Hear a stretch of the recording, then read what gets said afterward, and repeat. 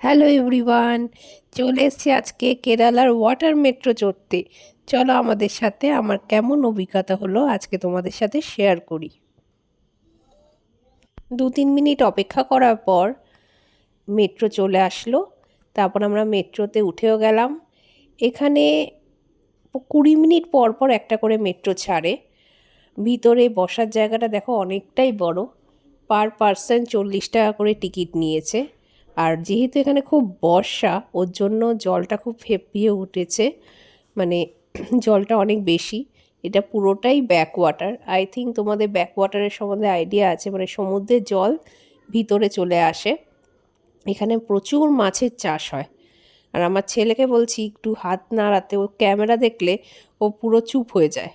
But ও খুব enjoy করেছে, কারণ নদী সমুদ্র খুব ভাল লাগে। পাহাড়ের থেকেও ও জলে বেশি ইন্টারেস্ট। জলের দিকে কিভাবে তাকিয়ে আছে দেখো।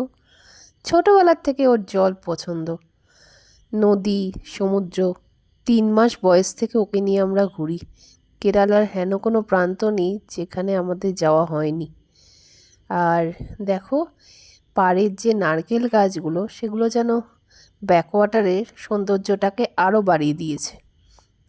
ও কি বলছে জানো? ও বলছে কাজটা খুলে দাও, আমি জলে যাব। তাই আমি গল্প দিয়ে ওকে ভোলানোর চেষ্টা করছি। ওর এখন প্রায় 3 বছর বয়স, তো প্রায় সবই বলতে পারে। আর যেটা বলবে সেটাই যদি না করি রেগে যাবে। শুরু হয়ে গেল বৃষ্টি। ওই দিক দিয়ে আরেকটা মেট্রো আসছে। দেখো মেট্রোগুলো কত বড়। এক একটা মেট্রোতে 50 জন বসে আসতে পারে, আর 40 জনের মতো মনে হয় দাঁড়িয়ে আসতে পারে। এই মেট্রো ফেসিলিটিটা মনে হয় 2023 থেকে চালু হয়েছে, আমি ঠিকঠাক বলতে পারবো না। বাট এই ফার্স্ট টাইম আমরা চললাম। কাচের মধ্যে যে জলগুলো পড়ছে, সেই জলগুলো ও ধরার চেষ্টা করছে, হাতে আসছে কিনা দেখছে। এই ওয়াটার মেট্রোটা আমাদের বাড়ির থেকে 15 থেকে 20 মিনিট দূরে। এত সুন্দর। আগেও আমরা বিভিন্ন নৌকায় করে ব্যাক ওয়াটারে ঘুরেছি, বাট ওয়াটার মেট্রোর অভিজ্ঞতাটা আমার তাদের মধ্যে সবচেয়ে বেশি ভালো লাগলো, কেন জানি না। আসলে এই পাড়ের নারকেল গাছগুলোই মনে হয় অভিজ্ঞতাটাকে আরও মধুর করে তুলেছে। আমাদের মোটামুটি পুরো কেরালাই ঘোরা হয়ে গেছে। মুন্নার, ওয়ারকালা, ভ্যাগামন, তামিলনাড়ুর কয়েকটা জায়গা আমরা ঘুরেছি, ওয়ায়ানার ঘুরেছি। আমরা থাকি কোচিতে। কোচির আশেপাশেও অনেক সুন্দর সুন্দর জায়গা আছে, যেমন আমাদের বাড়ির থেকে 1 ঘন্টা দূরে আলেপ্পি আছে।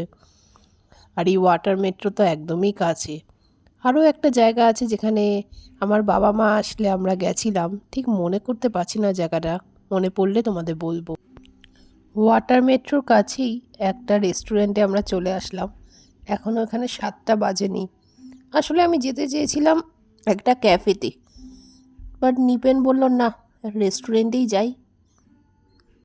রেস্টুরেন্টের ভিতরটা খুব সুন্দর, তাই ভাবলাম ঘুরে তোমাদের দেখাই। এরপর আর ব্লগ করা হয়নি, পুচকু এত কাজ ছিল যে ব্লগটা আজকে এখানেই শেষ করতে হলো।